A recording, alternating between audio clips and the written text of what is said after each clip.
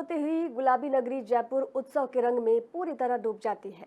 शहर के अलग अलग इलाकों में जोरदार आतिशबाजी शुरू हो जाती है, जिससे आसमान जगमगा उठता है और पूरा माहौल उत्साह से भर जाता है। उत्सव के दौरान लोग बड़ी संख्या में आसमान में रंग बिरंगी विश लैंप यानी कि लालटेन छोड़ते नजर आते हैं। रात के अंधेरे में तैरती ये रोशन लालटेन शहर की खूबसूरती को और बढ़ा देती है और नज़ारा बेहद मनमोहक हो जाता है। छतों और खुले स्थानों पर संगीत और डीजे की धुनें गूंजती रहती है। युवा, बच्चे और परिवारजन नाचते गाते हुए जश्न मनाते हैं। ये नज़ारा किसी बड़े पर्व जैसा प्रतीत होता है। भव्यता इतनी अधिक होती है कि रात के समय जयपुर की सड़कें और आसमान दिवाली जैसा एहसास कराने लगते हैं। हर तरफ रोशनी, जोश और उल्लास दिखाई देता है। उत्सव के साथ साथ पारंपरिक पकवानों की खुशबू भी माहौल को खास बना देती है। लोग घेवर, तिल के लड्डू, गजक सहित अन्य पारंपरिक मिठाइयों का आनंद लेते हैं। ये पर्व धार्मिक और पारिवारिक महत्व भी रखता है। सुहागिन महिलाएं बायना बांटती हैं और परिवार और मित्रों के साथ मिलकर खुशियां भी साझा करती हैं। कुल मिलाकर ये उत्सव जयपुर में आपसी प्रेम, भाईचारे और सांस्कृतिक विरासत को और मजबूत करता है। जयपुर में मकर संक्रांति का पर्व सबसे ज़्यादा महत्वपूर्ण माना जाता है। ऐसे में आप सुबह से देख रहे हो जो छतों पे जो लोगों का रुझान है वो भी काफ़ी देखने को मिल रहा है। तो जयपुर की मकर संक्रांति को लेकर सबसे पहले आप क्या कहना चाहेंगे? मकर संक्रांति वास्तव में हिंदू धर्मशास्त्र के अंदर कहते हैं कि हमारी नई शुरुआत है। आज के दिन सूर्य जो है मकर राशि के अंदर प्रवेश करते हैं तो हमारे भी जीवन का एक नया आगमन होता है, एक नई शुरुआत होती है और वो मॉर्निंग से दिखाई दे रही है। और सबसे बड़ी बात है कि अभी शाम को भी आप देख सकते हैं, इतनी रोशनी है, इतना उजाला है, यानी पॉजिटिविटी ये सबके जीवन में आती है मकर संक्रांति के रोज से। कहीं ना कहीं मकर संक्रांति का जो दिन है वो सुबह से लेकर शाम तक जो है पूरा आसमान भरा रहता है, एक ऐसा दिन हो जाता है। बिल्कुल, बहुत ही रंग बिरंगी पतंगे होती है। इसका मतलब जीवन में एक नया संचार, आपकी लाइफ कलरफुल बनती है आज के दिन से। जितनी भी सैडनेस है, सर्दी की जितनी भी कमरों के अंदर बंद रहना और क्या कहते हैं हीटर में रहना, आपको खुली धूप मिलती है, एक खुला माहौल मिलता है।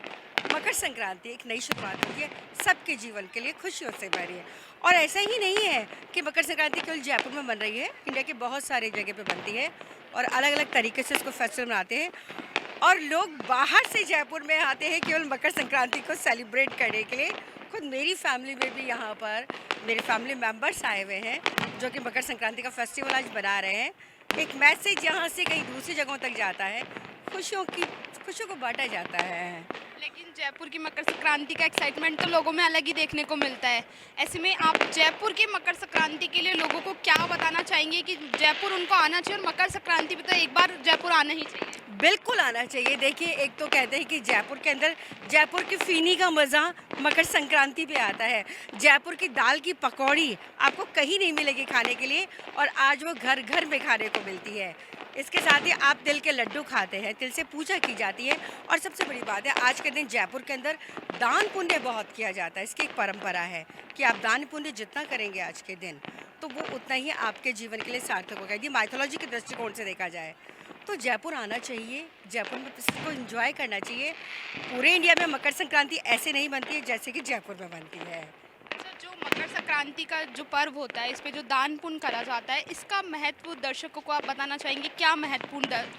बिल्कुल, देखिए मकर संक्रांति पर यदि दान पुण्य किया जाता है तो कहते हैं खुशियाँ सबके घर में देखिए आ रही हैं। दान पुण्य का सबसे बड़ा महत्व ये होता है कि ये कहते हैं कि सूर्य जो है वो मकर राशि में प्रवेश करते हैं और अपने पुत्र के घर वापस लौट रहे होते हैं। ऐसी स्थिति में यदि आप दान करते हैं, और सबसे बड़ी बात देखिए कि आज एकादशी का दिन है, क्योंकि पहले ऐसा पड़ रहा है कि संक्रांति के दिन एकादशी है, तो इस दिन का जो महत्व है बहुत ज़्यादा बढ़ जा रहा है। लोगों ने आज व्रत किया हुआ है और मकर संक्रांति के ऊपर किया गया दान, वो ऐसा लगता है कि आप यदि उस दान को करते हैं तो वो आपके लिए आजीवन बहुत ही फलकारी होता है, आपको बहुत सारा पुण्य मिलने वाला होता है इसके लिए। इसीलिए इस संक्रांति का दान सबसे इम्पॉर्टेंट होता है। और आज के लिए तो वैसे भी कहा जा रहा है कि बहुत सालों के बाद एकादशी और महासंक्रांति एक साथ आई हैं, तो जो भी लोग जयपुर में आए हैं और इसको सेलिब्रेट कर रहे हैं उन सभी को हार्दिक बधाइयाँ हो, शुभकामनाएँ हों कि आज इतने अच्छे संजोग पर आज वो जयपुर में मकर संक्रांति मना रहे हैं। आप दिल्ली से जयपुर मकर संक्रांति मनाने आए हो, तो पूरे दिन आपने एंजॉयमेंट करा, छत पे रहे, पतंगे उड़ाई, तो ऐसे में आपको जयपुर की मकर संक्रांति कैसी लगी? यहाँ की मकर संक्रांति बहुत अच्छी लगी। हम हर साल यहाँ पे इसीलिए आते हैं क्योंकि हम यहाँ बहुत इंजॉय करते हैं। मतलब पूरे दिन कोई ना कुछ सुबह हम लोग पकौड़े बना के खाते हैं, फिर दोपहर में दही चूड़ा खाते हैं, फिर शाम मतलब पूरे दिन पतंगे उड़ती है और शाम को तो ऐसे लगता है जैसे दिवाली वापस लौट के आ गई हो। तो हम यहाँ हर साल कभी हम इसको मिस नहीं करते हैं। हर साल ये फेस्टिवल मनाने हम जयपुर आते ही आते हैं और बच्चों को भी बहुत अच्छा लगता है यहाँ पे। ये मतलब बहुत एक्साइटेड रहते हैं कि नहीं मतलब इस त्यौहार पे तो हमें जयपुर जाना ही जाना है। पूरा आसमान रंग बिरंगा हो रहा है हाँ। और अभी लाइटों से भरा हुआ है, तो इसमें क्या कहना चाहेंगे आप? इसमें यही कहना चाहूँगी कि जैसे लगता है कि दिवाली का त्यौहार वापस आ गया हो। पूरे ऐसे तारे चारों तरफ जगमग तारे ही तारे दिखने लगते हैं आसमान में। तो मतलब ऐसे कहीं नहीं देखने को मिलता है जैसा जयपुर में ये त्यौहार देखने को मिलता है।